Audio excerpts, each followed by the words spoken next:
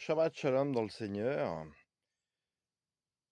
L'Esprit du Seigneur nous avait parlé de cette église apostate qui allait grandir. Qu'est-ce que veut dire une église apostate? C'est une église qui se prostitue, qui n'est pas fidèle, puisque rappelons-le quand même, l'église est la future épouse du Christ, présentée comme une vierge pure par Paul quand elle est bien édifiée, fortifiée selon la saine doctrine. Donc une prostituée, quelqu'un de rebelle, avec l'esprit de Lilith, l'esprit de Jézabel. C'est devant nos yeux. Ça ne nous choque pas, comme le peuple hébreu n'était pas choqué, parce que notre cœur n'appartient pas à Dieu. Il appartient plus au monde qu'à Dieu. Et qu'est-ce qui se passe aujourd'hui dans la plupart des couples, même chrétiens, ou même des femmes sont avec des hommes consacrés par le Seigneur?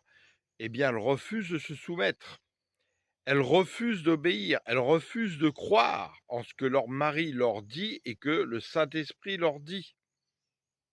C'est l'esprit de Lilith, c'est l'esprit de Jézabel qui a été répandu dans le monde, et en particulier par justement l'American Way of Life après la Seconde Guerre mondiale, qui a tout fait pour faire des femmes qui a un salaire, de façon à ce qu'elles puissent aller le dépenser sans aucun problème, vivre avec l'argent de leur mari qui va payer tout ce qui est les charges de la maison, mais elles, leur argent de poche pour acheter leurs petits produits, etc., et ne pas participer à la maison.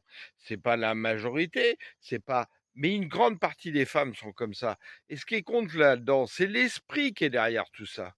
Un esprit de rébellion, un esprit où la femme veut être au-dessus de l'homme. Cet esprit-là, il est démoniaque. Mais ça, nous ne voulons pas l'accepter. La plupart des femmes ne veulent pas l'accepter. Alors on a des femmes même prédicatrices aujourd'hui. Oh là là, elles font entendre leur voix, mais avec des évangiles qui sont quoi? Des évangiles psychologiques, des évangiles de prospérité, des évangiles qui ne parlent pas de la sainte doctrine. Comment pourrait-elle le faire puisqu'elle-même refuse d'être soumise? Nous devrions peut-être nous interroger par rapport à tout cela. Et je m'adresse à vous les femmes. Examinez-vous aujourd'hui. Êtes-vous une femme rebelle, insoumise, une femme qui ressemble à cette femme de la société, à cette femme qui était Jérusalem? Pourquoi le Seigneur est venu délivrer en premier Marie-Madeleine, la prostituée?